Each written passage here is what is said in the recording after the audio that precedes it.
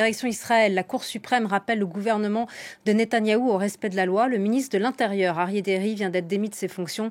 La Cour suprême avait invalidé sa nomination après sa condamnation pour fraude fiscale. On en parle avec Claire Duhamel. Comment se fait-il que le Premier ministre israélien Netanyahou ait nommé Aryeh Deri ?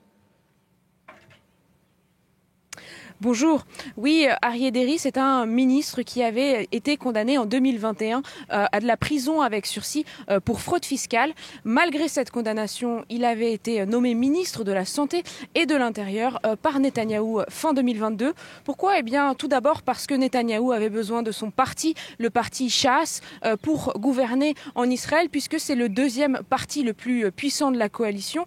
Et puis parce que fin 2022, peu avant l'investiture, les députés de la coalition avait voté une loi spéciale permettant à un député condamné, mais pas à de la prison ferme, de devenir ministre malgré cette condamnation. Ce n'était pas possible au préalable.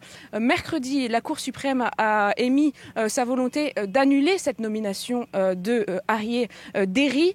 Depuis, sa démission était restée en suspens. Le gouvernement cherchait un moyen de le maintenir comme ministre, mais donc un peu plus tôt dans l'après-midi, Benjamin Netanyahou a finalement annoncé le limogeage de son ministre. C'était un ministre important, le deuxième du gouvernement israélien. Très rapidement, une bataille s'engage entre le gouvernement et la Cour suprême ? Oui, hier, j'étais à la manifestation à Tel Aviv qui a réuni 120 000 personnes. C'est considérable dans un petit pays comme Israël. Pourquoi ? Eh bien, car le gouvernement voudrait réformer le système judiciaire du pays et amoindrir considérablement les pouvoirs de la Cour suprême. À l'heure actuelle, le rôle de la Cour suprême, c'est de s'assurer que les lois votées par la Knesset respectent les lois fondamentales du pays, puisque Israël ne dispose pas d'une constitution écrite, mais avec cette réforme, un simple vote majoritaire du Parlement permettrait d'outrepasser une décision de la Knesset.